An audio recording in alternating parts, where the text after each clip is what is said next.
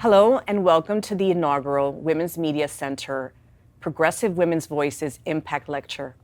I'm Erica Gonzalez, Vice Chair of the Women's Media Center Board, and I'm delighted to open today's event.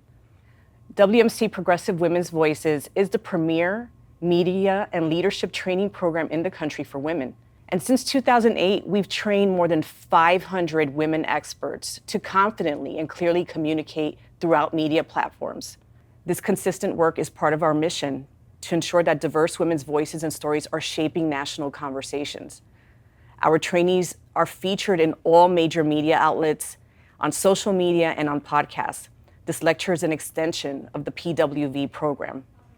I'm a proud PWV alum, as are Vicki, Shabo, our lecturer today, and Maya Raghu, who will be in conversation with Vicki after her remarks.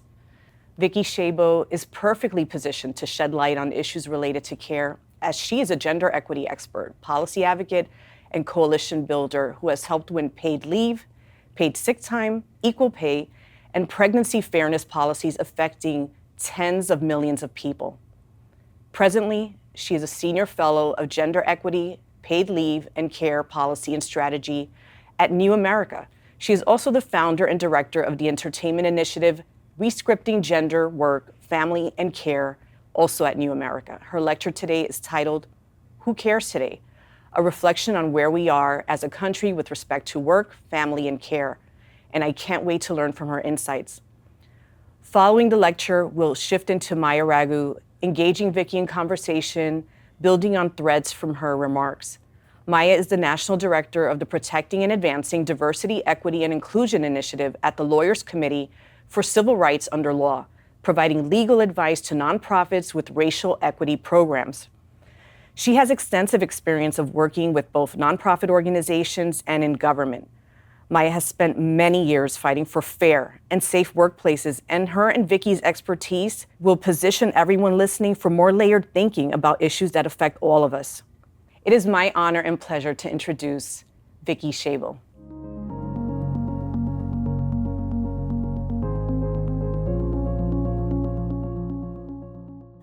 Good morning. My name is Vicki Shabo, and I'm so excited to spend some time with you today. Perhaps you've seen the trailer or watched the series All Her Fault on Peacock.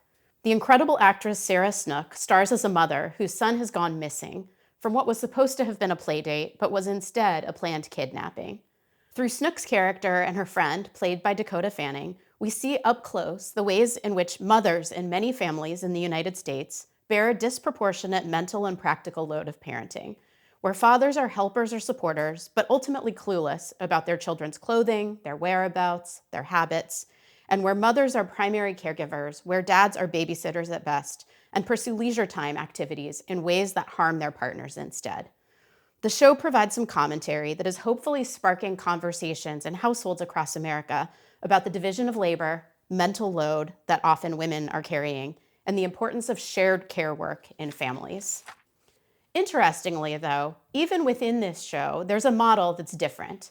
A family where both parents, in this case a mom and a dad, to a young teenager who is mostly nonverbal and autistic, parent equally.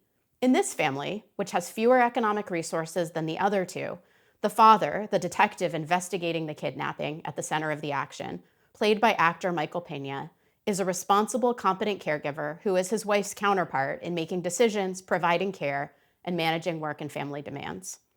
In my work as a policy expert, strategist and advocate, and a connector between real-world data and Hollywood storytelling, I celebrate this second model and hope to see the day where all parents, regardless of their gender, are perceived as equally capable, resourced, and valued for their contributions at home and at work, and where parents share care equally. Where unpaid care that we all provide, to children, to older adults, to loved ones with disabilities, and to ourselves, is honored, no matter the gender of the person doing that care. Another integral part of this equation is paid caregivers. Paid care workers are essential to the health, well-being, and even the ability of our loved ones to stay alive. But their work is often invisible, devalued, poorly compensated, and construed by powerful forces as less than other kinds of work. Caring and providing for their own families can be quite difficult because the wages and working conditions they endure are poor. This must change. This professional work that encompasses dressing, feeding, bathing, providing companionship, teaching in the case of children, and ensuring the health and safety and well-being of people who need care, whether children or adults, and it's essential. In this talk, we'll cover the state of work and care in America today, some of the cultural pitfalls we face as a result of the lack of care infrastructure and economic realities, and the path forward that I hope is before us. But first, it's important to say at the outset that this tension between work and family and undervaluing of care work is not new or modern. These realities have endured for decades, and in some cases centuries, and that's particularly true for women of color and immigrants who have almost always worked, whether as enslaved or for pay, and tended to their own loved ones at the same time. In most cases, this was not a choice, but a necessity for survival, as it is for many families today. It's also important to recognize the particular challenges for women who are parenting alone, whose lives are too often an ironic political battleground where the same people who argue that motherhood is sacred and that women should focus on raising children simultaneously want to condition public investments in women's parenting on deservingness. That is, on providing government resources only to those in the paid labor force, but without policies that actually make it possible to manage work and family. This has much more to do with sexism, racism, and the devaluation of care than anything else. It's about who's entitled to have the freedom to parent without the heavy hand of the state, but also without the public support and care investments that families need. The tension between work and family has also been true for historical figures that we revere and who did have choices, sometimes choosing not to have children at all. Allow me one more popular culture example that I'm very taken with. The suffragist Alice Paul is a main character in the incredible Shaina Taub musical Suffs. She sings an entire song called Worth It about the trade-off between fighting for equal rights for women and having a marriage and a family. The song opens by asking, "What would my life look like if I wasn't so consumed by this? I see women and their children in the park and I feel a little ache. Is knowing that kind of love something that I'm willing to miss? And will I feel like a failure no matter what choice I make? Is it worth it? Is it worth it? Is it worth it?" she asks. How would I feel if I could really rely on someone who would brew me a cup of tea to calm my worried head? Part of me thinks I don't deserve a family until my work gets done. Can you really lead a revolution and still be home in time to put your baby to bed? And she asks again, is it worth it? Is it worth it? Is it worth it? These are questions that so many of us have grappled with as we've fought for rights and protections in the public sphere and as we've tried to manage our own families. And so for those of you who are in this work, this song may feel very special. But back to our main topic. For economic reasons, or the freedom to choose a path that marries work and family, these tensions around work and care are enduring, and they're rooted in culture, gender biases, financial realities, and a lack of supportive policies. They inform choices about whether, when, and under what conditions to start or grow a family, how to care and provide for the people we love in a system that makes it impossible for most people to make decisions that are truly unconstrained by economic realities. So let's take a look at where we are in terms of work, family, and care in the United States today. We understand that an estimated 130 million people provide care for loved ones, whether children, older loved ones, or family members with disabilities, or multiple of these. At the same time, in the US today, most adults work, but there's a sizable gap between women and men's labor force participation. Just 57% of women were in the labor force as of September 2025, compared to 67% of men.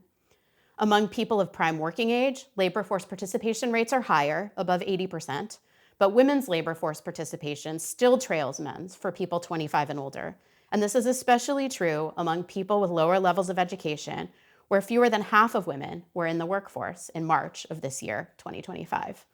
Among parents, mothers' labor force participation trails fathers, particularly for women with children under 6. 2/3 of women, but 90% of men with children under 6 work in the paid labor force. This rises to more than 3/4 of women with children ages 6 to 17, and still more than 90% of men. So the gap starts to close, but it's still quite a chasm. You could look at this data and think, women are choosing their natural roles as caregivers and opting out of paid work. But that's not what's happening in most cases. Rather, it's too hard to manage work and care or to afford paid care for loved ones. In 2025, when nearly 2/3 of Americans believe in gender equity as a value, women still bear more responsibility for caring for children. And we can see this even further in 2025 data, where one headline declared, "Women are leaving the US workforce at an alarming rate." And that's true.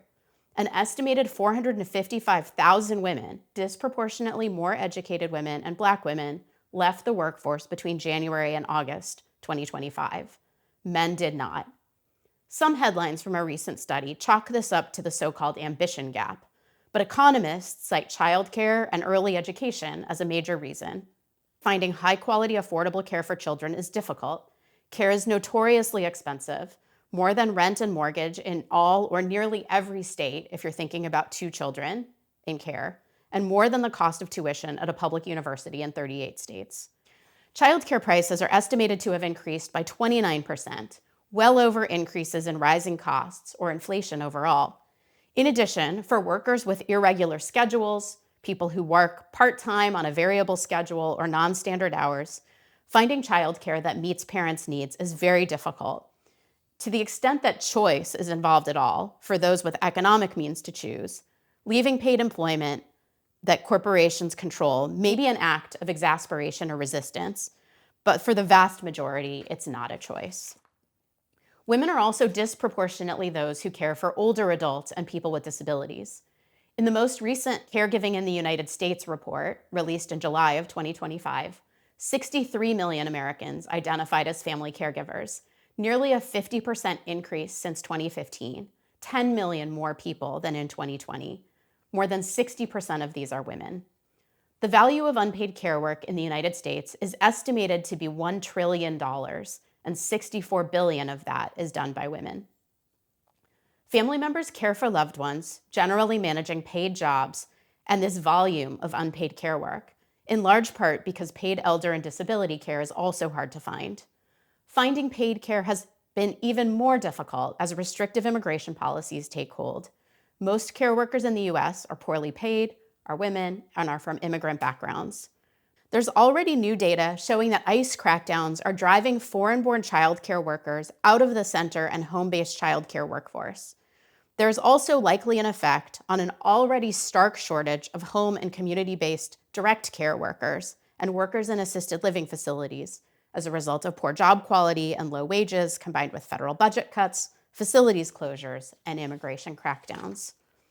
The current system supports neither people who need paid care to be able to continue their own jobs and careers, nor the paid caregivers whose presence and competence creates the possibility of jobs and careers for others, while providing life-sustaining support to our loved ones. The need that families have for care and the difficulty of finding paid care surface the economic reasons that it's usually women providing unpaid care. Another factor in women's labor force participation and how families manage work and care is obviously money. Women's workforce participation and women's wages are closely related. Women typically earn less pay than men. In 2024, the most recent year for which wage data is available, women who worked full-time were typically paid 81 cents for every dollar paid to men. For all workers, including both full and part-time employees, women's earnings dropped to 76% of men's. For Black women, Latina women, and women from various Asian and Pacific Islander backgrounds, and for Native women, the wage gap is much larger compared to both men of their same background and compared to white men. The gender wage gap is both a cause of the gender gap in caregiving and a consequence. Women are paid less, so when 2 people of different genders have to choose who will provide unpaid care, the decision can often be driven by family economics. The family will lose less income if the woman provides in-home care to a child or loved one. And then, because the woman has less work history, less job tenure, and may be perceived as less committed to paid work, she loses or turns down promotions or job opportunities and may continue to be paid less. This also affects earnings history for Social Security.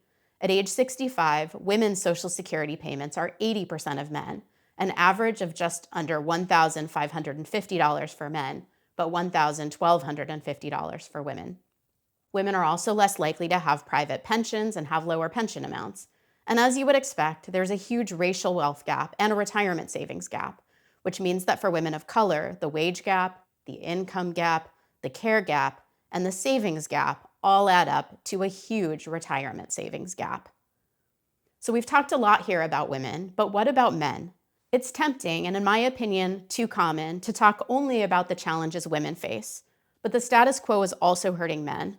Men feel strong pressure to be providers, and the crisis of male loneliness we're hearing so much about, and the turning of men towards media sources that perpetuate misogyny and violence are deeply related to this. This is especially true for men with lower levels of education and younger men who are struggling in the labor force and the economy. Men without college degrees are struggling to keep up with their more educated peers and holding jobs, and this translates into multiple challenges. And unemployment for young people is very high. As I wrote in a recent issue brief based on new research studies from Equimundo and qualitative research from the firm Perry Undum, economic anxiety is tied to definitions of masculinity that are becoming more constrained and traditional, particularly among Black and Latino men who face economic exclusion. And Gen Z men feel social pressure to be providers and protectors who are strong, wealthy, uncomplaining, unemotional, and self-reliant. A focus on what others think of them translates into feelings of failure, overextension, and exhaustion. So I would offer that perhaps a greater emphasis on equal care is an antidote. According to the Pew Research Center, 77% of adults in the United States say that they believe women and men should be equally involved at work and at home when they are raising children. Well over half say that their peers don't place enough value on men who are caring, open about emotions, soft-spoken, or affectionate. So where does this leave us? It's clear that things are not all right, and that federal funding cutbacks, restrictions on access to food and health care, major barriers to and bans on reproductive health are all making it worse, at least at the national level. In some states, things are better, and we'll get to that in a moment. But there are pernicious cultural forces that are sowing divisions that we must reckon with.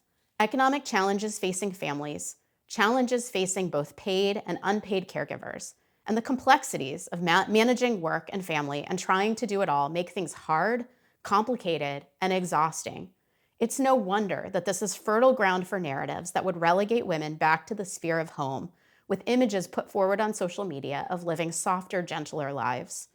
The rise of the so-called trad wife, an internet-fueled phenomenon where mostly wealthy women show the virtues of having many children while baking bread and tending to their homes, may be easy for progressives to dismiss, but I think it's important, because underneath the surface, there's an appeal to living a softer, more beautiful life.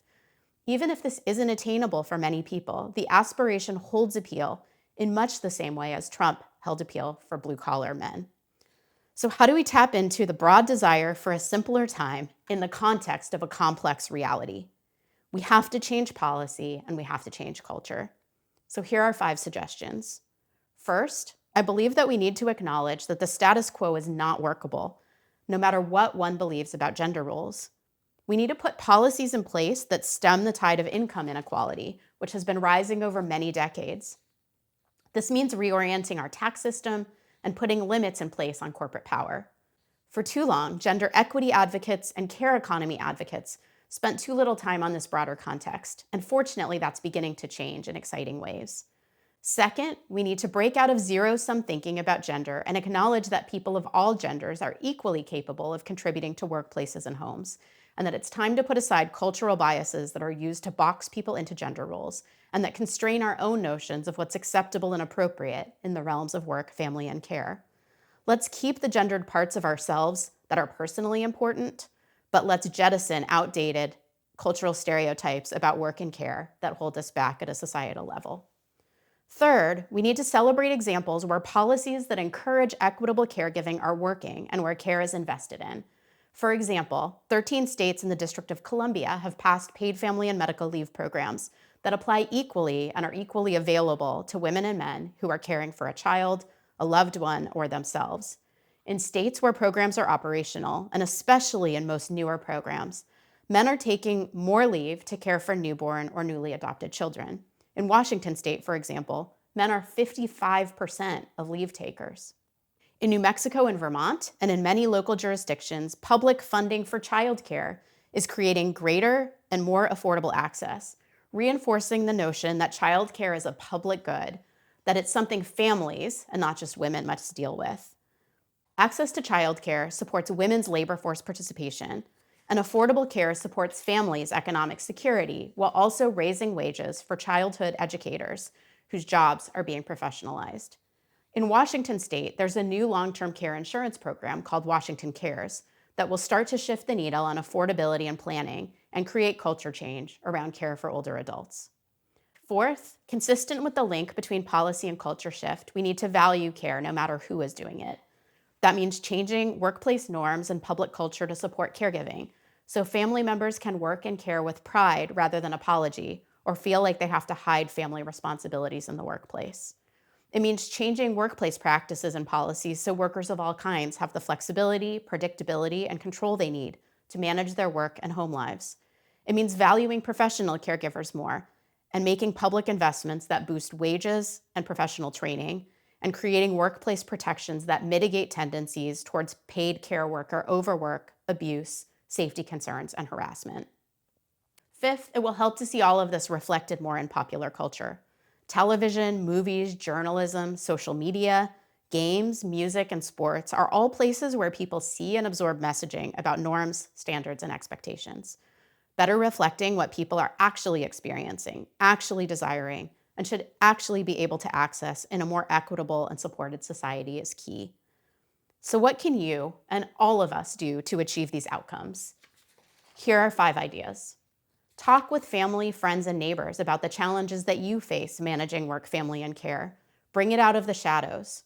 Talk about navigating gender roles that are unnecessarily constrained by biases and expectations that are no longer serving you or are unaligned with your desires and realities, whatever those are. And I know this will be different for different people, but we need to socialize these challenges as something ripe for discussion, not relegated to the privacy of our homes, our guilt, and our doubts. Second, encourage people to share experiences and notice if common pain points and aspirations emerge from people who you might think of as different from yourself, in addition to those who are similar. Third, if your desires are different from your reality, dream out loud about what would make your aspirations attainable. Imagine that you are unconstrained by the status quo. Name the supports or interventions that would help. Fourth, watch what people seeking or holding office are saying or not saying, and ask them questions about policies that support paid and unpaid caregiving, affordability and wages, and policies that create the foundations for freedom by offering support for families. Finally, watch and praise shows, films, and creative content that represent the challenges, struggles, joys, and aspirations of daily life, so that Hollywood and other media makers replicate and build on them, and so that popular culture better reflects the nuance and complexities of modern life and offers people solutions that they can envision, desire, and advocate for. Thanks so much for spending time here today. And in the words of Shayna Taub, once again from the fabulous musical Suffs, yes, the world can be changed and we've done it before, so keep marching, keep marching. The future demands that we fight for it now. It will only be ours if we keep marching on.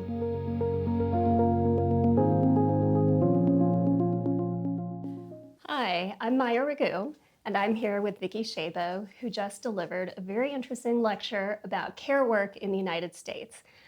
I'm thrilled to have the opportunity to sit down with her today to dig in deeper to some of the issues she brought up in her lecture. Hi, Vicki. Hi, Maya. I'm so excited to be doing this with you. I am too.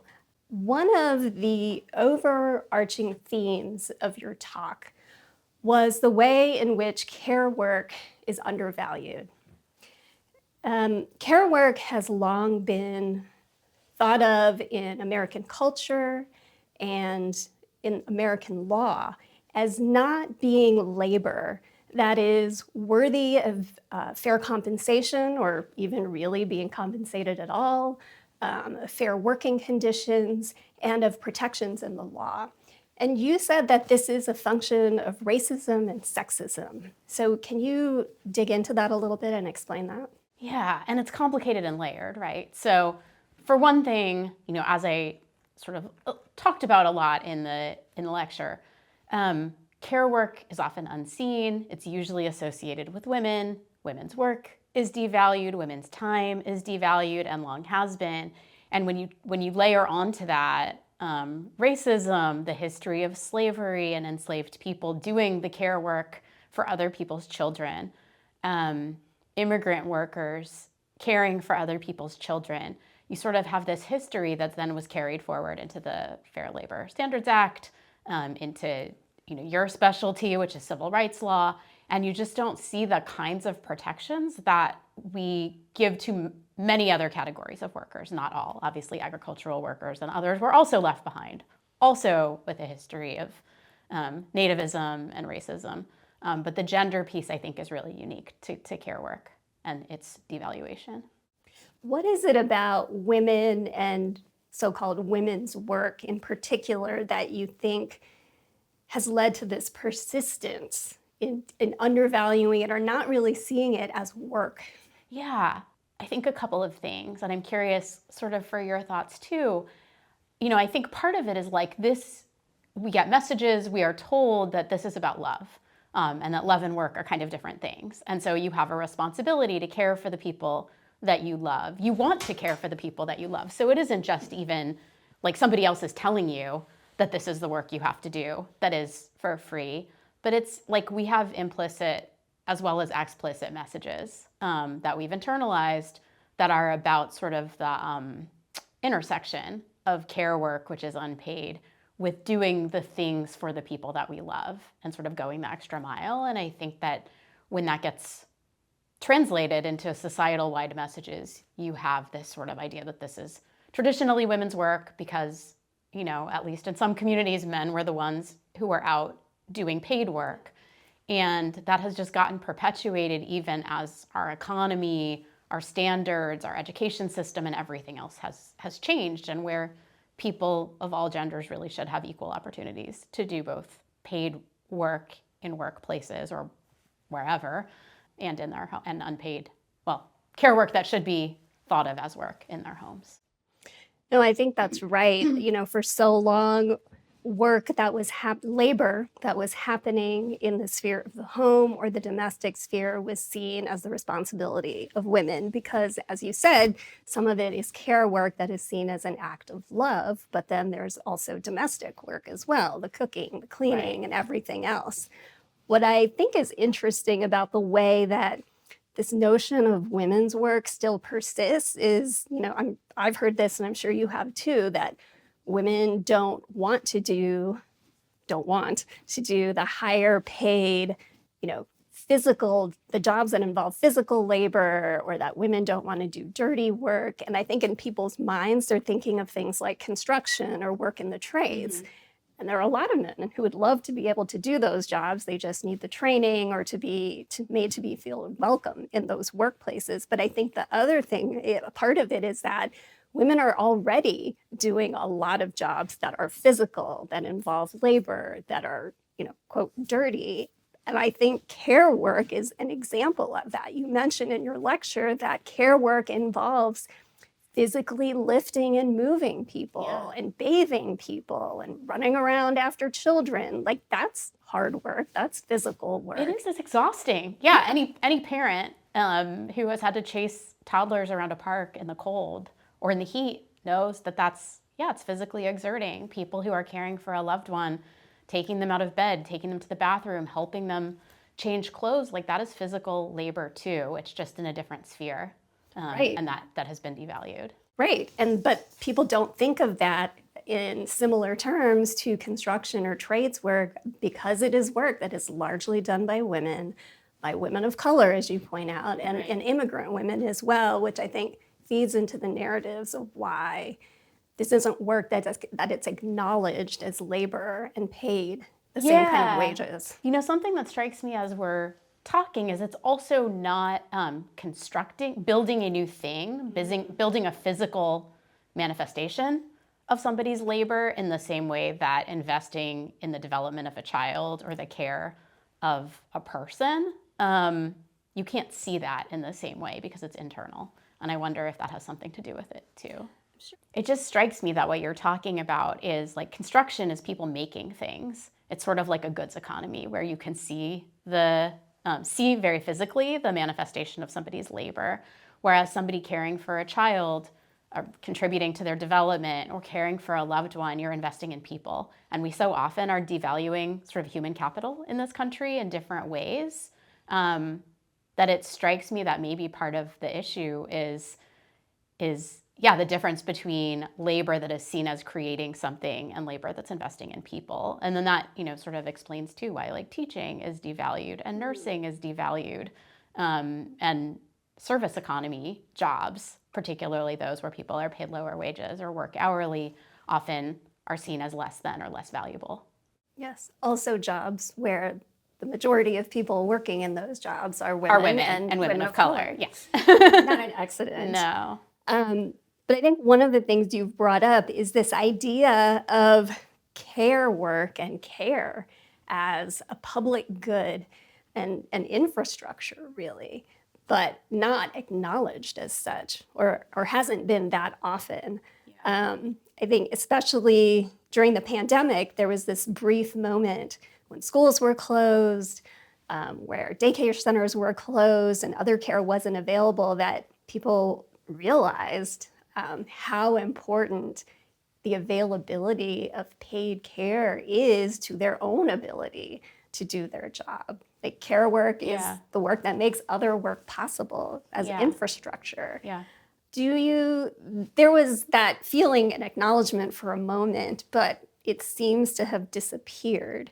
Do you agree with that, or do you think that that moment did drive some cultural and policy change around recognizing care work as infrastructure, necessary infrastructure? Yeah, I think it's such a good question. And it's so interesting how the country, many people in the country have been so quick to kind of put the pandemic in the rearview mirror. I do think there have been lasting changes. I think people are much more aware of the personal responsibilities and the family responsibilities that others in their workplaces might have.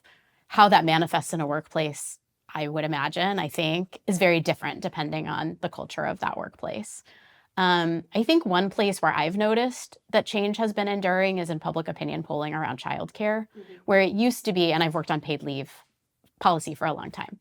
And since I started working on paid leave policy in 2010, and even before that, the data was pretty consistent where people, traditionally 75-80% of people in the country across party lines believe that we should have a national paid leave program. On childcare, the data was really different. People who had kids prioritized childcare investments, but other people didn't. And I think we've seen the data stay pretty consistent and elevated in terms of levels of support for public investments in childcare since the pandemic.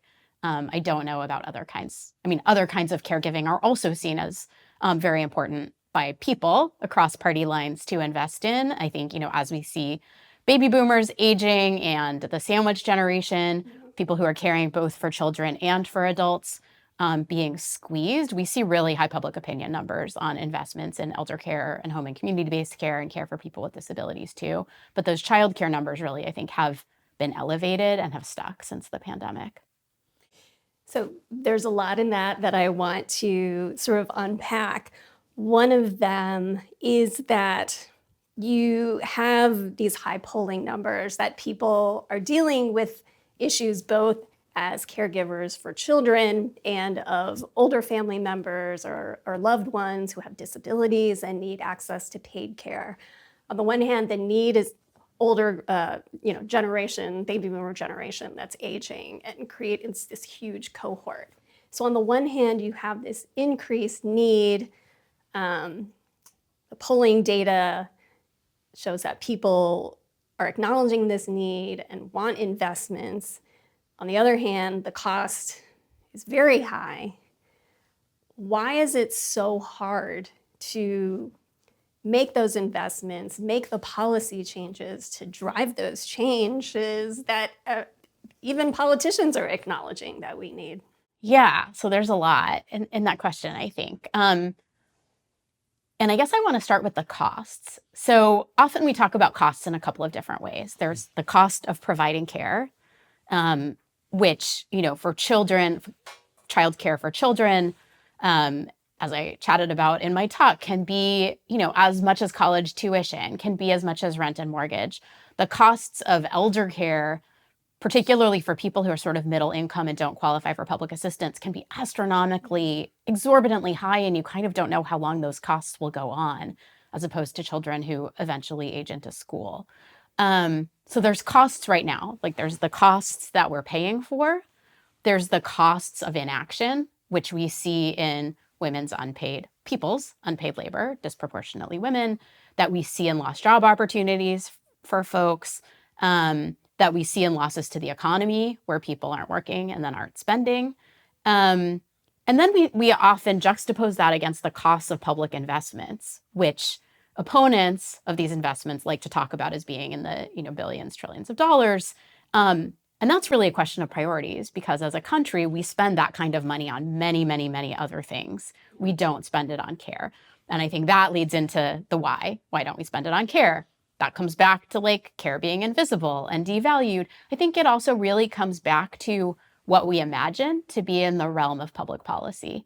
And because homes are private, because care has been something that people have done out of love or obligation that is unpaid, there's sort of this invirtuous cycle where we've devalued these things as being in the public sphere. And that means that because of the way that politics happens and the ways that policies get made, because we have money in politics in this country and interest groups with money have outsized influence, you end up in this cycle where, as we saw in 2021, when we had this amazing moment where we could have passed a national paid leave program, we could have passed major new investments in childcare and home and community-based care, those policies got deprioritized, in part because they're thought of not in the same realm as energy investments or business investments or healthcare investments, and in part because we think of those as costs that families just naturally should absorb, and not something that has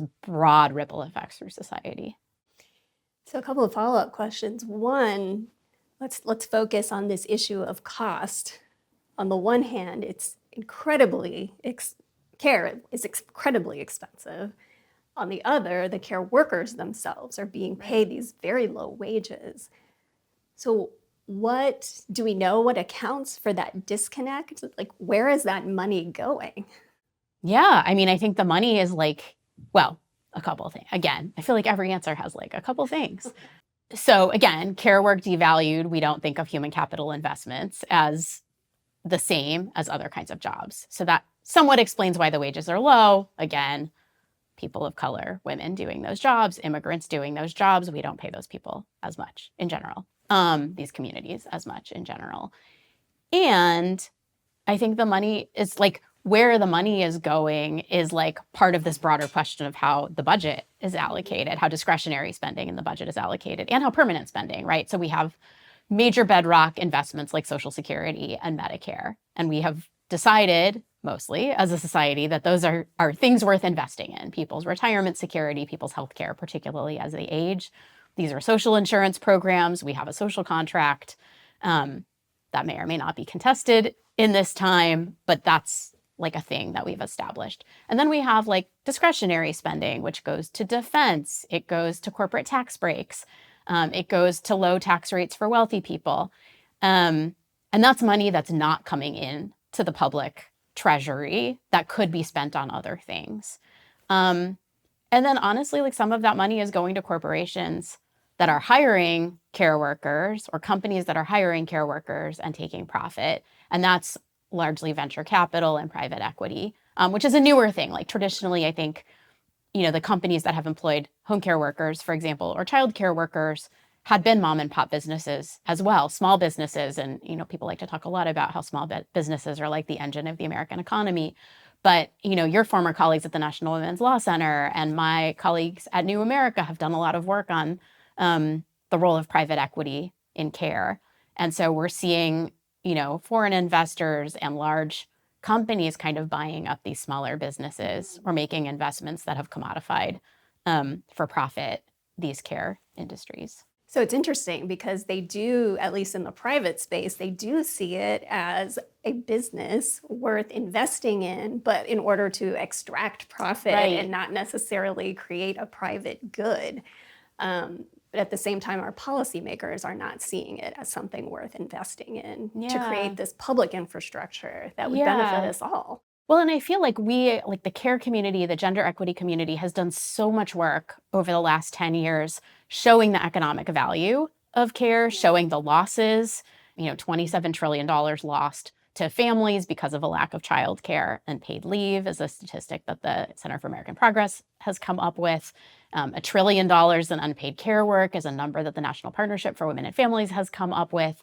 And yet those losses and those costs are not really taken into account for policymakers. And so we often hear like, oh, you just need to show the economic value of these things.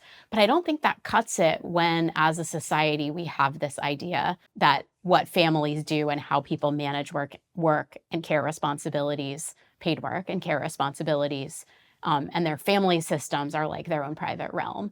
And this idea that free enterprise is what's going to make the economy go, which means deregulation and trying to stay out of the way that workers have protections and benefits. And I think that's really to the detriment of our society in so many ways. So how do we move policymakers to shift their thinking about this, to see it, to recognize the impact it's having on the economy, on individual families, and why it is a public good worthy of major investments? So you mentioned in your talk that there are some states and local jurisdictions that have shifted their thinking, that have made these investments, whether in care or in paid leave. Are there things that stand out to you that have been particularly effective as strategies, or drawing on your own work for years in paid family and medical leave? Are there things that you think are particularly helpful for getting policymakers to the place where they think, aha, I get it. This is really important. It's such a good question. I think there's a few ingredients that I've seen sort of run throughout. One is electing political leaders who have personal experience and have a personal connection to the issue. So that's about electing more women, electing younger people, electing people of color. But it can also be a man like Tim Walz in Minnesota. I was deeply personally connected to this because of his own family history and his own, like, what he's seen.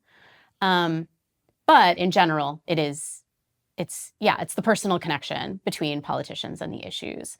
It's also building power. So we talk a lot. I spoke in my talk about storytelling and sharing stories, and that is critically important. Like, having constituents who are showing up, talking about what it's meant to them, either to have access to a policy or the harm and the anguish and the emotional toll of not having access to that policy, and what it's meant to their family's economic or health situation. But the stories aren't enough. They have to be in combination with political power building and the ability to compete for attention on a public agenda. And then I would say the last thing is, we often hear arguments that have been disproven time and again, concerns from the business community, larger businesses and smaller businesses, that really come from an ideological perspective in most cases about deregulation and free enterprise and government out of my business, but have translated into falsehoods about the cost of policies or the disruption to businesses. And so having spokespeople from the business community, from businesses of all sizes and all industries, actually sharing real data about what investments in paid leave policies, or giving employees access to childcare, or being part of a state or a city program where these policies are in place, part of a state or a city where these policies are in place, I think has made a real difference in at least creating headlines that say the business community is divided, if not in carrying the positive messages about the return on investment, greater employee loyalty, employee satisfaction, employee engagement, reduced costs of turnover, increased institutional knowledge and history in a particular workplace or industry because of retention rates. And I think that's has been super important to get into the public dialogue and to give policymakers the assurances that they're not going to crash the economy by investing in these policies. And in fact, quite the opposite is true. They're going to create magnets for workers and families who want to move to states. They are going to create healthier communities where the economy is better and more vibrant, and where small businesses can thrive. So I did want to talk a little bit about the role that business has to play in this, especially because so much of this is about shifting workplace culture, but also, as you said, showing up as an ally in these policy fights. On the one hand, a lot of in policy discussions, at least, you hear a lot from the perspective of big business, the Chamber of Commerce, but less from the small businesses that policymakers and business purport to speak for or about or center policies around. Oh, our Main Street businesses in small towns. But you don't hear their voices as often, and sometimes they are the ones that are more progressive on these policies or trying to work with their employees to be aware of their needs in their family life. Again, sort of drawing on your experience working on paid family leave campaigns, I know you work closely with a lot of business and large corporations on this. What are some of the things that brought them to the realization that, this is important for our business if we want to attract employees who see this as a fair and inclusive place that they want to work and be invested in because they feel supported by their employers? What was it that brought those employers to becoming advocates in this way? And what changes did they make in workplace culture to help drive them? Yeah. Well, I think being in conversation with other businesses about what the common challenges that they're facing, so groups like Main Street Alliance, who have done a great job of bringing small businesses together, creating a space for conversation about the challenges that small businesses face, providing a blueprint for how it could look different and getting input from business owners about what would work for them. Some organizations have used the business's own costs and payroll ledgers and other data to show the value of what these investments could look like, and in particular what, for example, a paid leave policy at the state level could look like and what those small contributions would mean versus the return that they get when a worker is out and needs to be able to take time that's paid but not necessarily paid by the employer, which is how paid leave systems function in states. So I think that's been really important. Knowing that there's a community of others who are there to have your back, I think is really important. It's like scary to be the one business that's standing up to the National Federation of Independent Business, which purports to speak for small businesses, but really is bankrolled by other sort of ideological interests. I think that's what's been effective. And then those business voices help to assure others that they can come forward. And also helping both policymakers and other businesses to think about sort of the trade-offs of the status quo versus a vision of what could look different. And for those that made these changes several years ago, have they been tracking through data sort of the impact of these policies? And is that something that they've been able to share with advocates or with policymakers? I think some of them have. And some of them, have been very transparent about costs. There's a business owner in Minnesota who I've known for a long time who was very instrumental in getting the paid leave policy passed there, who talked a lot about how she had a spreadsheet and she looked at what it would cost to buy commercial short-term disability insurance for her employees, and it was just not a tenable thing to do. However, she also had an employee who had serious health issues, and she herself ended up falling behind on her rent because she provided paid leave to that worker. And so, I think they come with different experiences. There was a farmer from Oregon who testified in Congress a few years ago who talked about how, business, like other farmers, think nothing about investing in tractors. And the cost of investing in a tractor is much higher than the cost of investing in a worker. But people think, again, sort of back to the earlier part of the conversation, about hard costs, about costs where you can see the thing that you're buying versus costs that are investments in human capital, and recognizing the value of people as humans and them workers as sort of your most valuable resource. So speaking of human and investments in humans, there's a lot of conversation right now about the role of artificial intelligence, AI, and its impact on really every aspect of our life. Several years ago, you, I, others were involved in a lot of discussions about the future of work and the impact of automation and technology, particularly on a lot of jobs that were dominated by women and people of color. And the sort of consensus was that a lot of the low-paid jobs that women were working in were going to be replaced by automation, or were going to be severely impacted by them. But care work was a little bit of an outlier, maybe because of the personal nature of the work, the human to human aspect of it. Now we're in a place where I think AI has developed much more rapidly and sort of infiltrated every aspect of our lives in ways that maybe we didn't anticipate. Do you think sort of that previous conclusion about the impact of technology on care work is still true, or is it different because of the world that we're in now? It's a great, yeah. I think we don't know yet completely, but I think we have seen some things that are concerning, like hospitals that are using robots and using AI and using technology to watch patients in their hospital rooms, for example. So I know a dementia patient who was in the hospital for a procedure, and instead of having an actual physical human with her in her room the first night she was there, they had like robot eyes watching and then would alert a nurse if she needed help.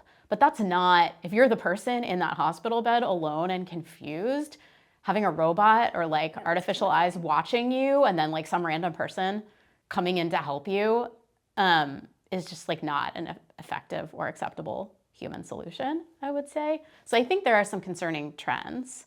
And like in the day-to-day human relationships between a care provider, a care worker, and a person who needs care, particularly in the elder care space, I think there are just some things you can't really replace. But certainly healthcare has become depersonalized in multiple ways, and I think that's really concerning. You would think parents would be terrified at the thought of, robots watching their Yeah, children. I mean, can you imagine? Surveilling them in the daycare and children being terrified. Well, maybe they would find it sort of exciting, but then at some point, or they wouldn't know. creepy. Yeah, you like have like you could have like your staffing ratio covered by robots and then humans swooping in. But yeah, hopefully we're not there yet. Hopefully we won't get there. And then I think there's other ways where AI and technology does make things easier, like helping people with logistics and doing research for them and sort of setting up services where, again, like as a human, I might actually want another human helping me with these things. Right, and trying to navigate systems and paperwork and things like that. So, I've had this conversation with friends, partly because of the work I do, and this moment we're in where they feel like so many things are changing, so many things are scary, I feel overwhelmed, I want to be engaged, I want to do something, but I don't know what, and I don't feel like anything that I personally could do could make a difference because the challenges we're facing are so enormous and so systemic. So sometimes I struggle to give my friends or family members an answer, but what do you tell people when they say these things to you? And particularly when it comes to changing culture, policy, just the way we look and think about care work and caregivers. Is there anything sort of small that people can do to take action, like on a daily basis in their day-to-day lives that could help sort of move the needle on these things? I mean, I think part of it is about visibility and gratitude. So if you have a care worker in your life, if you see a care worker walking down the street, like if you see a babysitter or nanny with a child, if you have a worker in your care person who's providing care in your home, like thank them for the work. If you are employing that person, make sure you're paying them fairly and offering them fair working conditions. I think seeing the unpaid labor that our friends and our colleagues and our loved ones and our neighbors are doing and acknowledging that out loud can be very important. Encouraging people to bring into the light the challenges that they're facing is super important. And then I think laddering up to the community level or the state level, not letting the chaos of this moment and all of the various priorities that need to be addressed overshadowing the longer term systemic needs that we had before and that we continue to have and will have more in the future, and not letting people off the hook. I think, I've seen time and again politicians who are like, oh, if that bill comes to my desk, I'll sign it. We're like, sure, I support this. But I think really holding them accountable for not just offering support, but really offering championship for policies that are long overdue. What does accountability look like in that situation where they say, sure, I'll support it, and then they don't? Or they're advocating for something completely the opposite? Yeah, I mean, I think it's being loud. Like often we are, especially women's organizations, I think, like taught to be quiet and taught to behave, and that you catch more bees with honey. And I think sometimes that's true. And sometimes you really just have to call people to account. And so that's, speaking out loud about politicians who have an opportunity to do something and are not taking it. It's calling out deprioritization of paid leave and childcare and elder care. And people with disabilities. It's like making the connections between, you say you're for affordability, you say you're for healthcare, while these other issues are tightly interconnected with that. And I think it's, for those who are in positions of political power or in positions to influence politicians with campaign contributions and others in this money-driven system that we're in, I think it's, not being afraid to withhold contributions or to support other candidates if you're not seeing your priorities be met. Right. Well, thank you so much, Vicki. Thank This was such a you. great conversation. It's always great to see you. You too. Thank you. Thank you.